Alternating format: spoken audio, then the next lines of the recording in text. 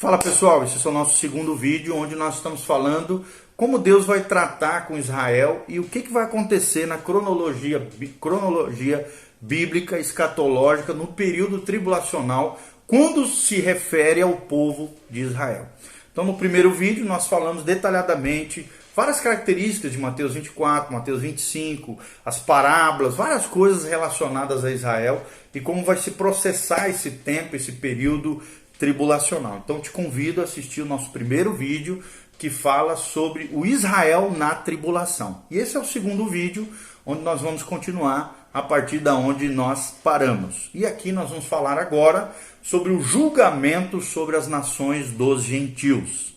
Ou seja, a cronologia da consumação dos séculos termina aqui com uma descrição do julgamento de Deus, que cairá sobre todos os inimigos de Israel após o segundo advento. Esse julgamento que a Bíblia descreve será examinado em detalhes em vídeos mais para frente, posteriores. Mas para a consideração atual é suficientemente importante nós observarmos que esse é um julgamento para verificar quem dentre os gentios terá permissão de Deus para adentrar na posse do reino que vos está preparado desde a fundação do mundo. Uma referência aqui ao reino milenial. Mateus 25, 34. Então devemos observar que é um julgamento sobre os indivíduos gentios vivos após o segundo advento e não está aqui relacionado ao julgamento dos mortos que serão ressuscitados para aparecer diante do grande trono branco no final lá do milênio, conforme Apocalipse 20, de 11 a 15. Então aqui ele foi precedido, esse julgamento, por um tempo em que o evangelho do reino foi pregado por 144 mil testemunhas e pelo remanescente fiel de Israel.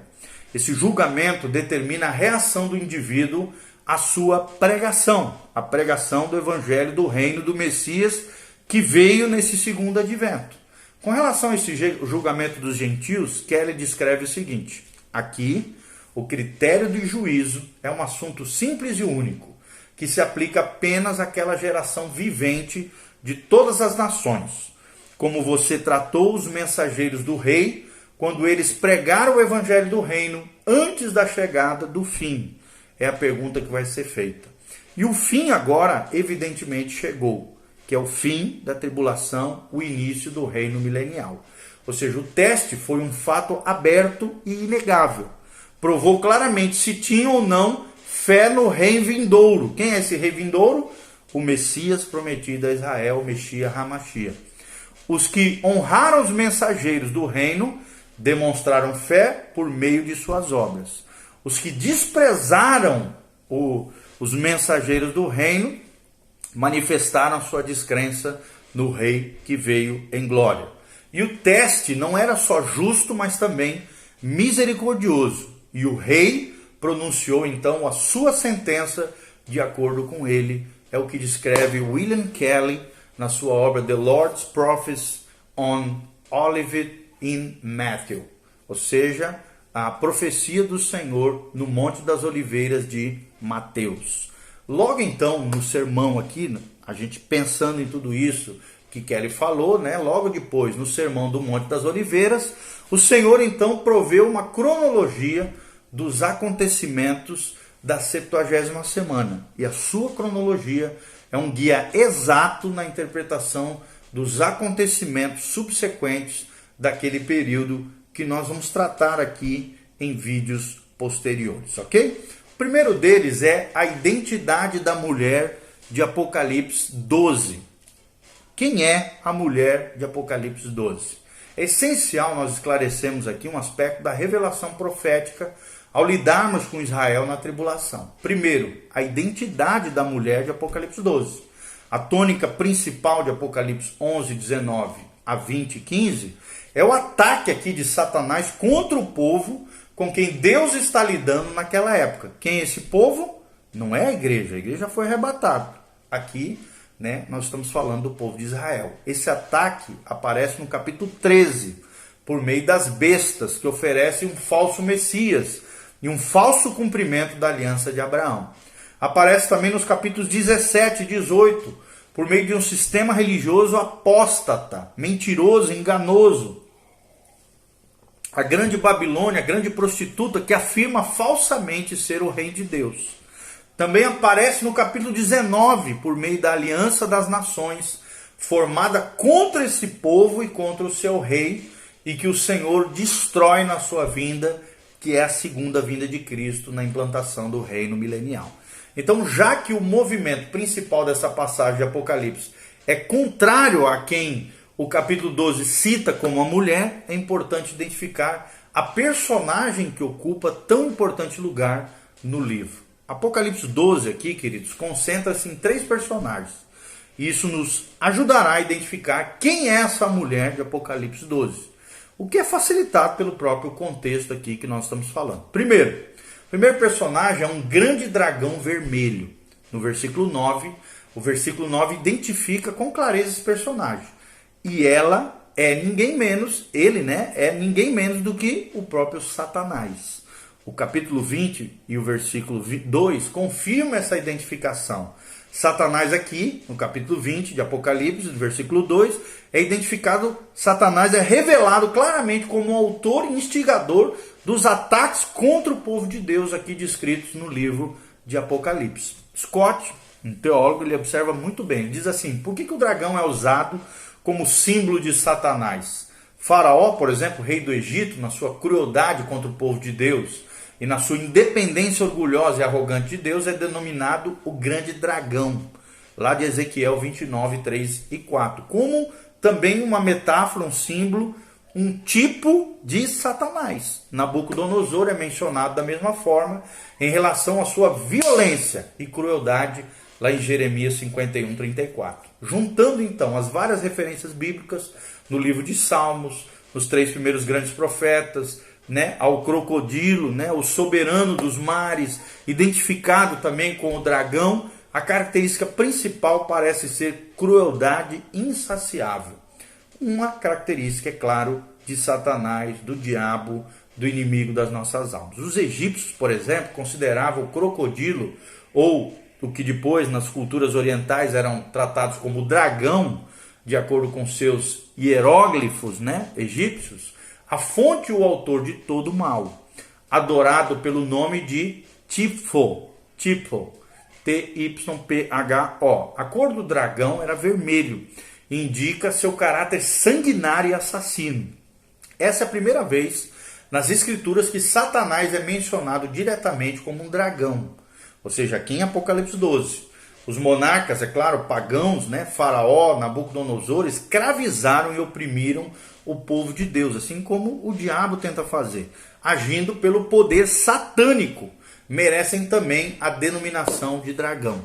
Mas no período tratado no nosso capítulo aqui, capítulo 12 de Apocalipse, Satanás é o príncipe desse mundo, seu governador, e o poder romano é um instrumento por meio do qual ele age. Logo, o título Grande Dragão Vermelho pode agora, pela primeira vez, ser usado por ele, conforme a obra Exposition of the Revelation of Jesus Christ, ou Exposição da Revelação de Jesus Cristo, de Walter Scott.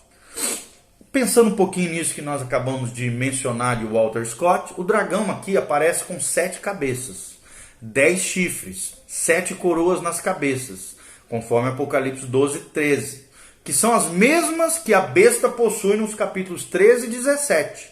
Ou seja, afirma-se claramente em Apocalipse 13, 2, que esse indivíduo recebe a sua autoridade de quem?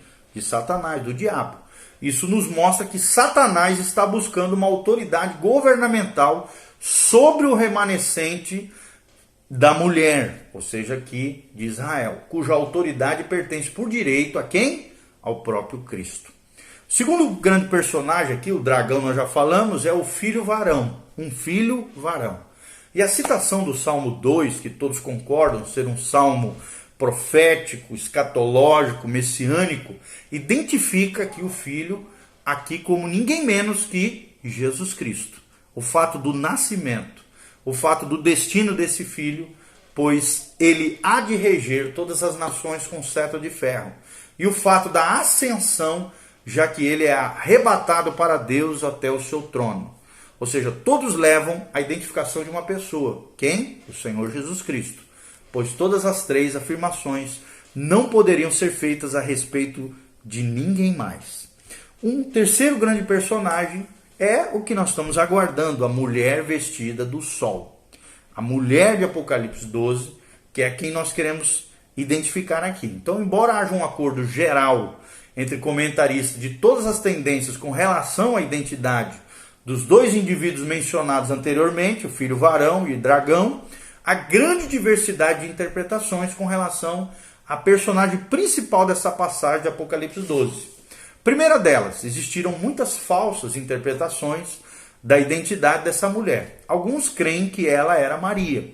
No entanto, a única característica que tornaria isso possível seria a maternidade, pois Maria jamais foi perseguida, jamais fugiu ao deserto, jamais foi cuidada por 1260 dias.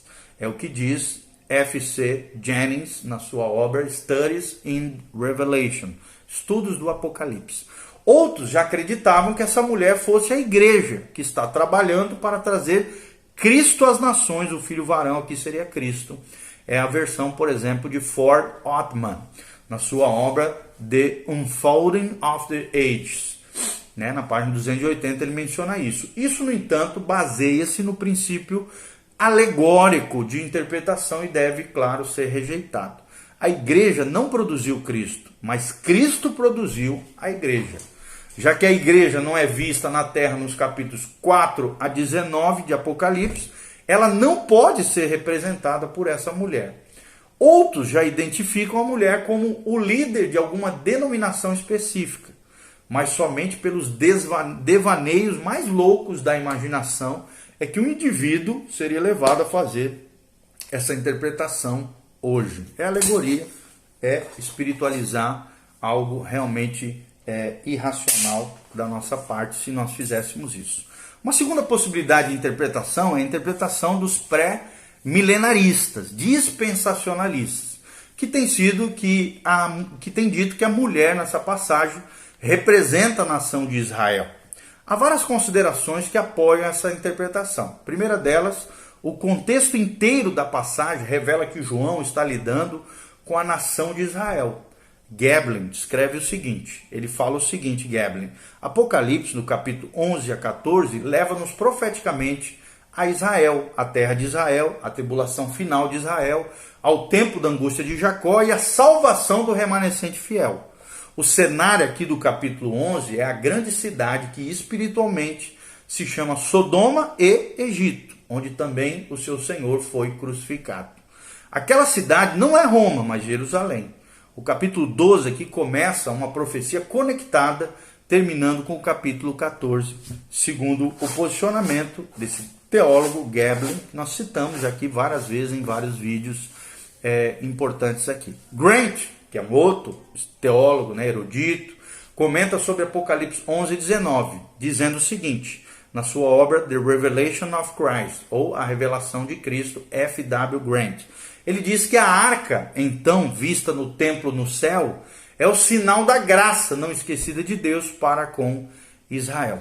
Logo, pensando um pouquinho sobre o que fala Grant aqui, o contexto dessa passagem mostra que Deus está lidando com Israel novamente. É o que diz também Ottman na sua obra. Ou seja, muitas vezes no Antigo Testamento, o sol, a lua e as estrelas são usadas com referência a Israel. São empregadas dessa maneira, por exemplo, lá em Gênesis 37:9, em que os filhos de Jacó são claramente entendidos. Você pode comparar com Jeremias 31, 35 a 36, Josué 10, 12 a 14, Juízes 5, 20, Salmo 89, 35 a 37, em que corpos celestiais são associados à história de Israel. Uma terceira possibilidade seria o significado do número 12 aqui, dentro desse entendimento que seria Israel. O número 12 não só representa as 12 tribos de Israel, mas é usado nas escrituras como um número governamental. É o que afirma Jennings. Derby diz o seguinte: após a questão da salvação pessoal ou do relacionamento com Deus, dois grandes temas se apresentam nas escrituras. A igreja, aquela graça soberana que nos dá um lugar junto ao próprio Cristo, na glória e na bênção, E o segundo seria um governo de Deus no mundo, do qual Israel forma o centro e a esfera imediata. É o que diz William Kelly na sua obra, né, The Collect Writings of the J.N. Derby Prophetical, né? Ou seja, é uma coleção dos escritos de Derby, também um famoso teólogo escatologista aqui. Então, visto então que a mulher representa aquilo que deverá demonstrar o governo na terra, e Israel é o instrumento escolhido por Deus para esse fim, essa mulher deve ser identificada como Israel. O uso do termo mulher aqui, o termo mulher é usado 8 vezes nesse capítulo, e mais 8 vezes o pronome ela é empregado em referência à mulher. Então vemos esse termo usado muitas vezes no Antigo Testamento, em referência à nação de Israel. É usado dessa maneira em Isaías 47, Jeremias 4, Miqueias 4, Isaías 66, enquanto a igreja aqui é chamada de noiva ou virgem casta. Jamais encontramos aludida a igreja aqui como mulher. Ok? O nome do adversário. O nome aqui nesse trecho de Apocalipse 12 é dragão e é usado em todo o Antigo Testamento em referência a algum adversário específico da nação de Israel. O nome deve ser aplicado a Satanás nesse capítulo, porque todos os outros perseguidores que levaram o nome de dragão eram apenas prenúncios da grande perseguição que está por vir no futuro, profeticamente por meio de Satanás. O uso do nome dragão, em referência ao perseguidor, identificaria aqui o perseguido como Israel, com base nos empregos anteriores, conforme nós relatamos escritos na palavra de Deus. O uso do termo aqui deserto, o deserto aqui é aludido como um lugar de refúgio dado à mulher na sua fuga em Apocalipse 12, 14. Não podemos aqui, amados, negar que o deserto tem referência singular a Israel na sua história nacional. Israel foi levado ao deserto na terra do Egito. Por exemplo, em Ezequiel 20, 36 menciona isso. Israel recusou-se a seguir o Senhor na terra prometida, retornou ao deserto por 40 anos. A descrença de Israel levou Ezequiel a declarar o propósito de Deus, lá em Ezequiel 20, 35, que diz: levar-vos-ei ao deserto dos povos, e ali entrarei em juízo convosco, face a face, diz o Senhor. Oséias também revela que no longo período em que Israel passaria no deserto, Deus seria misericordioso com eles, conforme descreve Oséias 2, 14 a 23. Tudo isso está na obra de W.C. Stevens, descrito na sua obra Revelation, Crown Jewel of Prophecy, ou seja, Apocalipse, a coroa judaica da profecia, traduzindo aqui para o português. O filho varão, o paralelismo aqui, né, esse personagem do filho varão, entre Apocalipse 12 e Miqueias 5, ajuda a identificar a mulher como Israel. Miqueias 5:2 registra o nascimento do rei. Por causa da rejeição desse rei, a nação será deixada de lado. Nesse período era da igreja. Portanto, o Senhor os entregará, conforme Miqueias 5:3.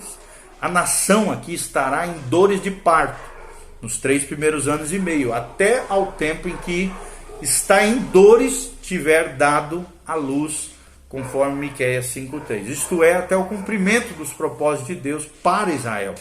E o mesmo plano é apresentado em Apocalipse capítulo 12. Ok? Então, a afirmação específica das Escrituras, por exemplo, em Romanos 9, 4 e 5, Paulo escreve com relação aos israelitas, descrevendo o seguinte: deles descende o Cristo, segundo a carne, Romanos 9, 5. Já que o filho varão pode ser identificado com certeza, já que aquela que dá à luz, o filho varão, é denominado Israel, a mulher, obviamente, deve ser identificada como Israel. Os 1260 dias, 2 vezes, né, nessa passagem, a menção ao período de 3 anos e meio, que Israel vai passar, conforme relatado Apocalipse 12, versículos 6 e 14.